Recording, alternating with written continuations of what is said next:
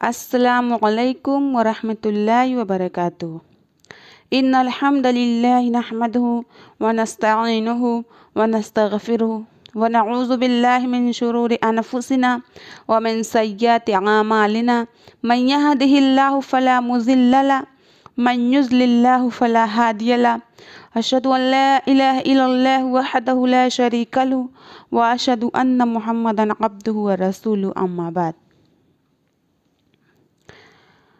मुहतरम हज़रात, सामईन इकराम, मेरी प्यारी माएँ और बहनें, अल्लाह रब्बुल आलमीन ने सबसे पहले हज़रत आदम अलैहिस्सलाम को मिट्टी से पैदा किया, फिर उनके बाएं पसली से हव्वा को पैदा किया। इस दुनिया में अल्लाह ताला ने हर चीज़ का जोड़ा बनाया है, जैसा कि अल्लाह रब्बुल आलमीन सूरतुज़ ज़ारियात आयत नंबर 49 में इरशाद फरमाता है, व मिन कुल्लि शैइन खलक़ना ज़ौजैनि लअल्लकुम तज़क्करून। और हमने हर चीज़ में से जोड़े बनाए ताकि तुम नसीहत हासिल करो। अल्लाह ताला ने हर चीज़ का जोड़ा बनाया है। ऐसे ही एक शौहर बीवी का रिश्ता है जो एक दूसरे के लिए लाजिम है। ये शौहर बीवी का जो रिश्ता होता है ये निकाह से शुरू होता है। रसूलुल्लाह सल्लल्लाहु अलैहि वसल्लम ने नौजवानों को हुक्म दिया कि तुम अगर ताकत रखते हो निकाह करने की तो तुम निकाह करो, क्योंकि निकाह ये बुराई से बचाता है, ये निकाह को पस्त रखता है और इज़्ज़त व आबरू शर्मगाह की हिफाजत करता है। और अगर तुम ताकत नहीं रखते हो तो तुम रोज़ा रखो।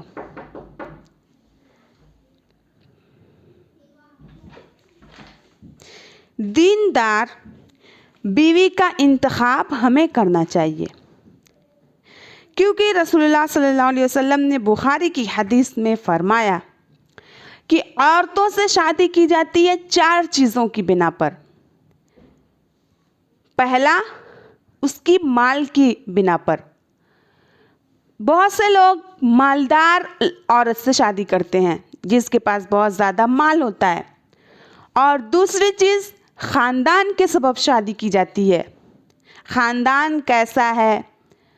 तीसरी चीज़, उसकी खूबसूरती के सबब। और चौथी, नेक, उसकी नेकी देखी जाती है। फिर रसूलुल्लाह सल्लल्लाहु अलैहि वसल्लम ने फरमाया कि तुम नेक औरत से शादी करो, तुम्हारे हाथ खाक आलूद हों। यानी हमें दीनदार औरत से शादी करनी चाहिए, दीनदार लड़कियों से शादी करनी चाहिए। दीनदार लड़की से जिसने शादी कर ली उसकी आखिरत संवर गई। जैसा कि रसूलुल्लाह सल्लल्लाहु अलैहि वसल्लम ने फरमाया कि जिसने नेक भी औरत से शादी की उसकी आधी ज़िंदगी, आधी जो दीन है वो संवर गई और आधी दीन की तैयारी के लिए वो अल्लाह ताला से डरी। अब नेक बीवी की औसाफ क्या है? नेक बीवी की औसाफ ये है कि जब शौहर उसकी तरफ देखे तो उसको खुश कर दे। यानी शौहर अगर उसकी तरफ देखे तो वो मुस्कुराकर हंसकर उसको खुश कर दे। और अगर शौहर घर पर नहीं है, घर से बाहर है, तो वो उसकी माल, उसके घर और अपनी इज़्ज़त व आबरू की हिफाजत करे, उसकी फरमा बरदारी करे। अगर वो हुक्म देता है ऐसा हुक्म जिसमें अल्लाह ताला की नाफरमानी ना हो तो वो उसको पूरा करे। ऐसे ही एक सहाबी नबी सल्लल्लाहु अलैहि वसल्लम से कहते हैं कि मैंने एक बांझ औरत के पास रिश्ते का पैगाम भेजा है जो बहुत ही ज़्यादा खूबसूरत है। तो आप सल्लल्लाहु अलैहि वसल्लम ने कहा कि तुम शादी करो ऐसी औरत से जो बहुत ज़्यादा मोहब्बत करने वाली और ज़्यादा बच्चा जनने वाली औरत हो, ताकि मैं क़यामत के दिन तुम्हारी तादाद पर फ़ख्र करूँगा कि ये हमारी उम्मत है, ये हमारे उम्मत के लोग हैं। इसलिए हमें चाहिए कि हम नेक औरत का इंतखाब करें। ये ना देखें औरत की शक्ल कैसी है, औरत दिखने में कैसी लगती है, पैसे वाली है, ख़ानदानी है, ये सब ना देख करके हम ये देखें कि औरत अल्लाह ताला की इबादत करती है कि नहीं, दीनदार है कि नहीं। आजकल हमारे मुआशरे में ये देखा जाता है कि लड़की मॉडल है कि नहीं, लड़की बहुत सारे लोगों के बीच में बैठ सकती है नहीं, मार्केट में जाकर के सामान खरीद पाती है कि नहीं, अकेले बाजार में घूम पाती है कि नहीं। लोग ये सारी चीज़ें देखते हैं, ये नहीं देखते हैं कि वो दीनदार है कि नहीं, वो एक अल्लाह की इबादत करती है कि नहीं, उसके दिल में अल्लाह का खौफ है या नहीं। ऐसे ही निकाह के लिए जो ज़रूरी है उसमें सबसे पहली चीज़ है महर, जो मर्द औरत को देता है। निकाह के लिए 4 चीज़ों का होना ज़रूरी है: वली, कबूल और महर, गवाह। वली यानी ज़िम्मेदार।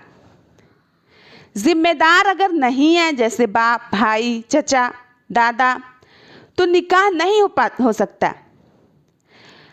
आजकल हमारे माशरे में छिप छिपा कर शादी की जाती है या फिर भाग कर शादी करते हैं, जहाँ पर वली का नामो निशान नहीं होता है, तो ऐसा निकाह बातिल है।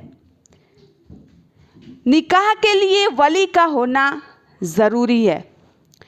ऐसे ही कबूलियत यानी लड़की और लड़के शादी के लिए राज़ी हैं या नहीं।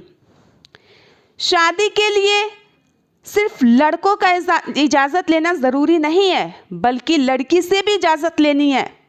रसूलुल्लाह सल्लल्लाहु अलैहि वसल्लम ने फरमाया कि तुम लड़कियों से पूछो, यानी अगर लड़की शादीशुदा यानी सैयबा, उसकी पहले से एक शादी टूट चुकी है या फिर उसके शौहर का इंतकाल हो चुका है, तो उससे इजाज़त में बुलवाना है, यानी उससे पूछना है तुम राज़ी हो या नहीं।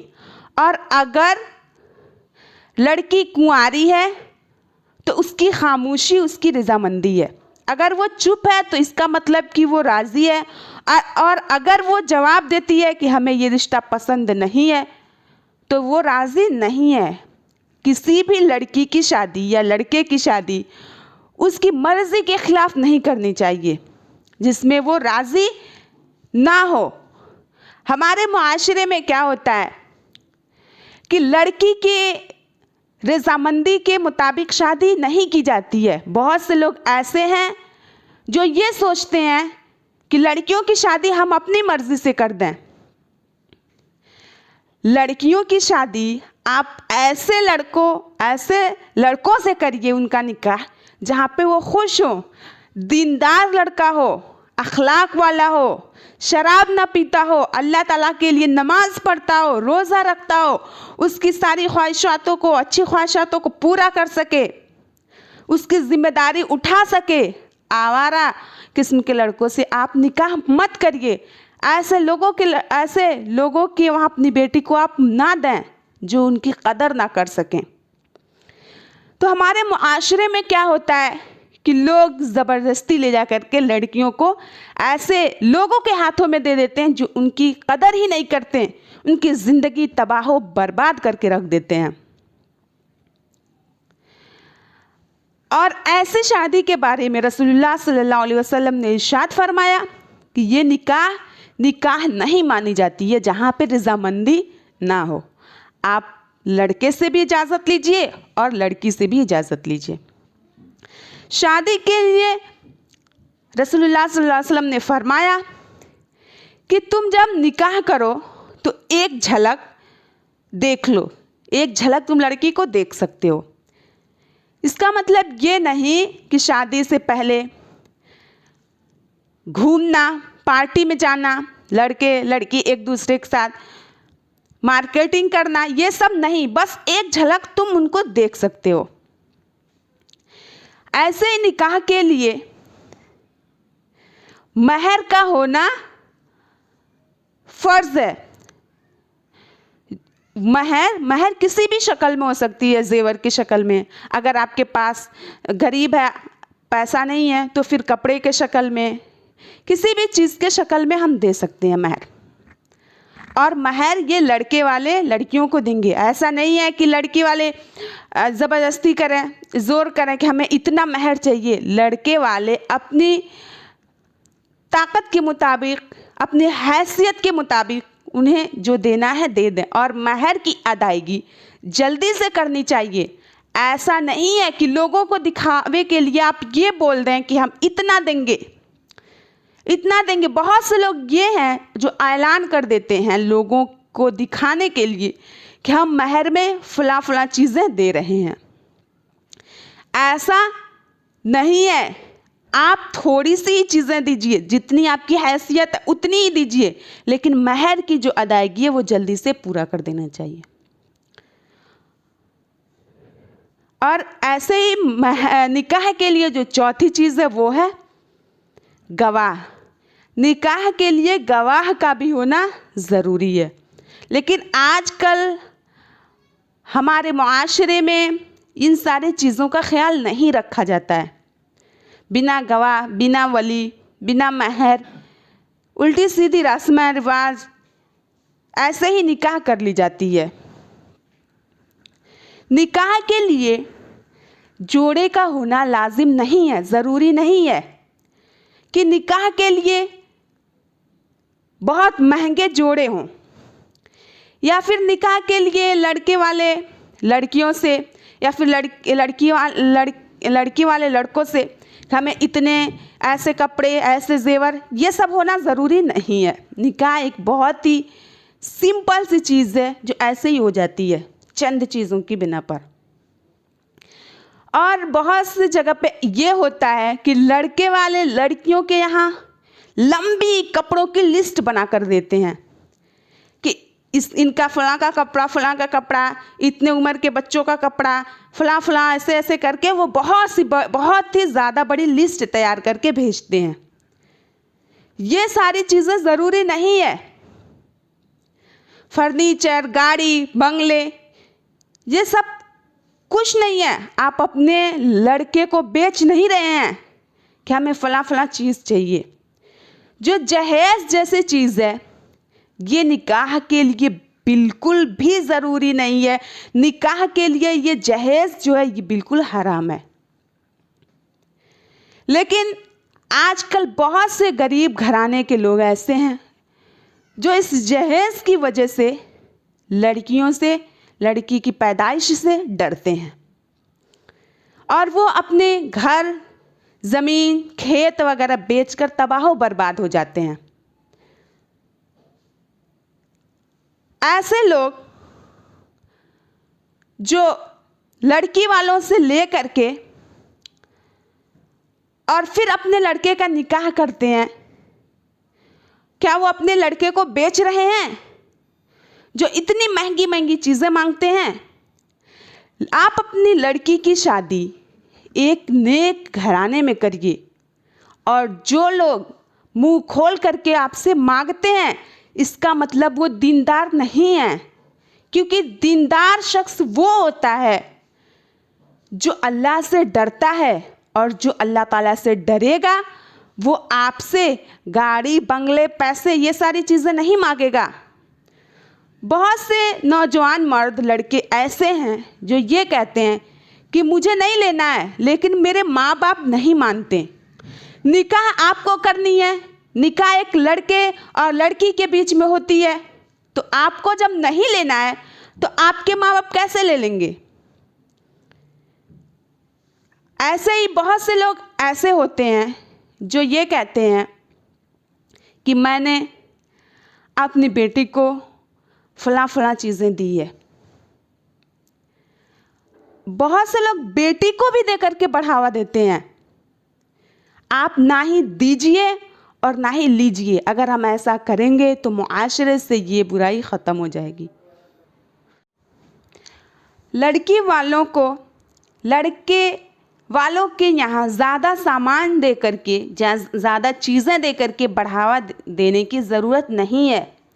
ये सारी चीज़ें देख करके दूसरे लड़के वालों के मन में भी ख्वाहिश होती है कि हमें भी इतनी सारी चीज़ें मिले, और वो मांग करते हैं कि इन फलां शख्स की तरह हमें भी फलां चीज़ चाहिए।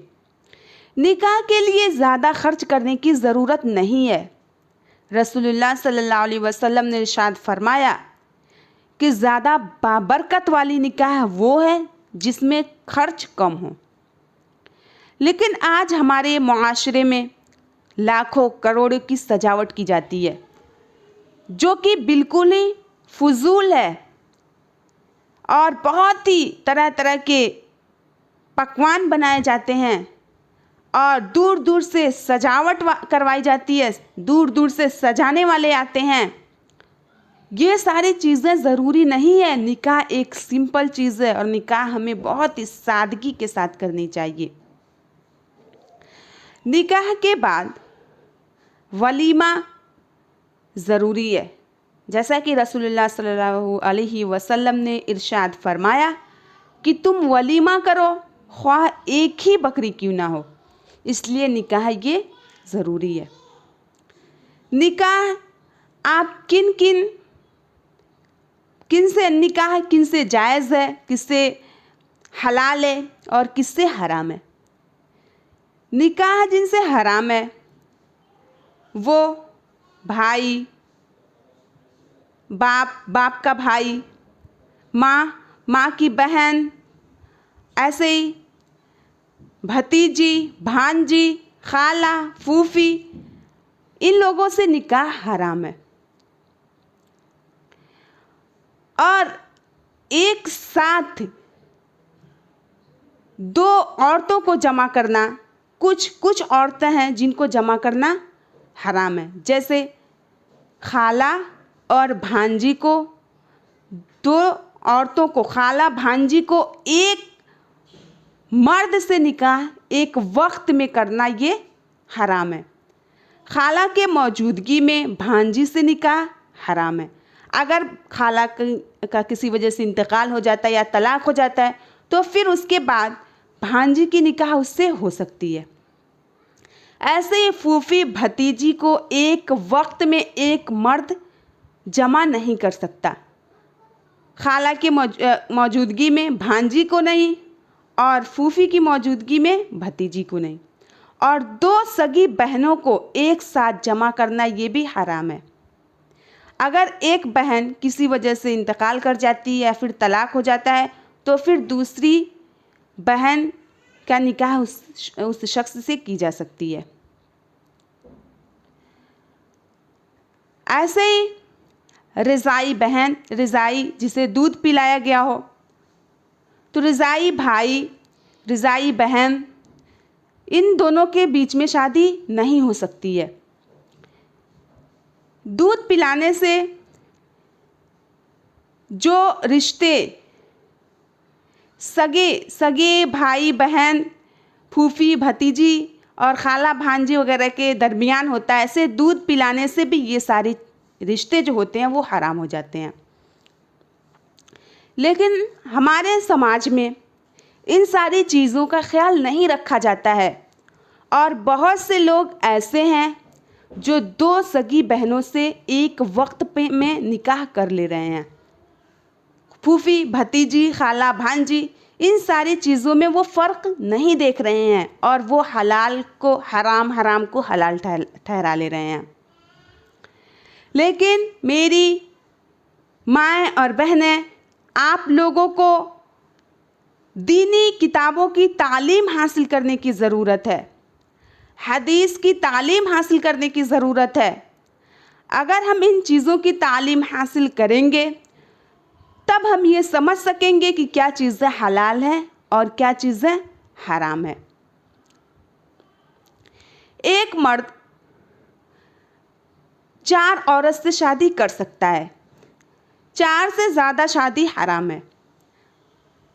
जैसा कि अल्लाह ताला कुरान में इरशाद फरमाता है कि तुम शादी करो, निकाह करो 1, 2, 3, 4, यानी 4 औरतों से एक मर्द निकाह कर सकता है, लेकिन उसके लिए शर्त है, अगर उसके पास ताकत है, उसके पास माल है, उसके पास इंसाफ करने का जज्बा, इंसाफ वो कर सकता है चारों के दरमियान बराबर का, तो फिर वो 4 औरत से निकाह कर सकता है। नहीं तो एक ही काफ़ी है या फिर उसकी लौंडी उसके लिए काफ़ी है। निकाह ये बहुत ही कम सादगी के साथ करनी चाहिए, लेकिन हमारे मुआशरे में इन सारी चीज़ों का ख्याल नहीं रखा जा रहा है। तरह तरह के रस्म रिवाज, हल्दी मेहंदी, संगीत, नाचना गाना बजाना, ये सारी चीज़ें आम हो गई है। हर मुसलमान, कुछ ही मुसलमान ऐसे हैं जो अल्लाह ताला से डरते हैं और वो निकाह को सादगी के साथ करते हैं, नहीं तो ज़्यादातर लोग ऐसे हैं जो गाना बजाना, हल्दी मेहंदी, तरह तरह के रस्मों रिवाज में मुब्तला हैं। अल्लाह ताला से दुआ है कि अल्लाह ताला हम सबको खुराफाती चीज़ों से बचाए, हम सबको नेक रास्ते पे चलाए, हम सबको सादगी के साथ निकाह करने की तौफीक दे। आमीन सुम्मा आमीन। व आखिर दुआना अल्हम्दुलिल्लाहि रब्बिल आलमीन।